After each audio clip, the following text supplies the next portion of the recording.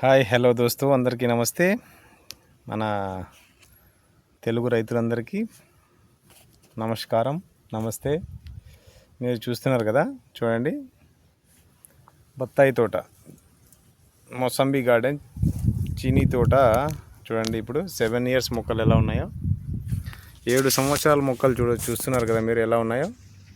చూడండి, ఇప్పుడు 7వ సంవత్సరంలో ఇది రెండోసారి పంట వచ్చిందండి.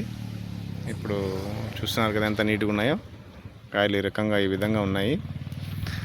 సో చూస్తున్నారు కదా 7 సంవత్సరాల నుండి మొక్కలు ఎలా పెంచాను చూడండి. మీకు బ్యాక్ కెమెరా ద్వారా చూపిస్తాను.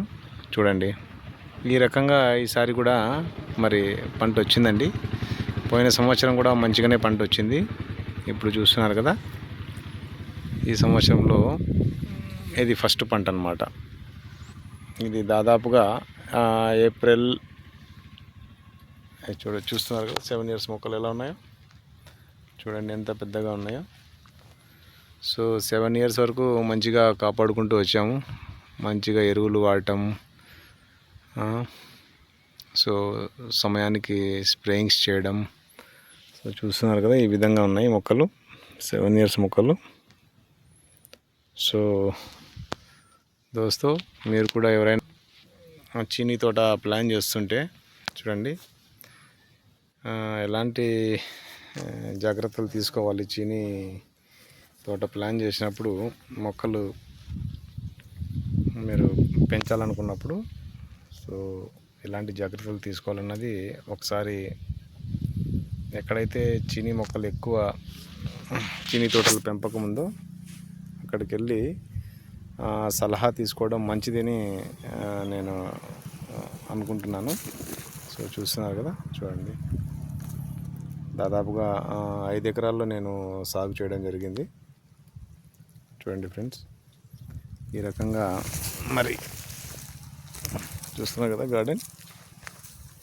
చూడండి, ఈసారి కూడా పంట మంచిగానే వచ్చింది. సో ఒకవేళ మీకు కూడా మంచిగా వాటర్ ఉంటే సో తెలుగు రైతులు చూస్తున్నారు కదా, చూడండి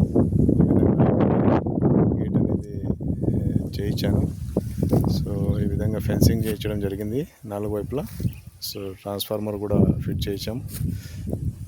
సో రేపు పొద్దున ప్రాబ్లం రాకుండా ఉండడానికి సో సపరేట్ ట్రాన్స్ఫార్మర్ కూడా చేయించామండి, ట్రాన్స్ఫార్మర్. సో ఈ విధంగా చూస్తున్నారు కదా కాయలు చూడండి.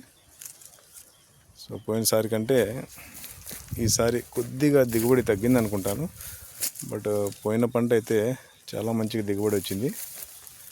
సో చూస్తున్నారు కదా ఫ్రెండ్స్, మీరు కూడా ఒకవేళ బత్తాయి తోట ప్లాన్ చేయాలి అనుకుంటే సో మనకు తెలిసిన వాళ్ళు కానీ లేదంటే మన ఏరియాలో ఎవరైనా చిన్న తోటల పెంపకం చేస్తుంటే వారి దగ్గరికి వెళ్ళి కొన్ని సలహాలు, సూచనలు మరి తీసుకొని ప్లాన్ చేస్తే బాగుంటుందని నా ఆలోచన. చూడండి ఫ్రెండ్స్,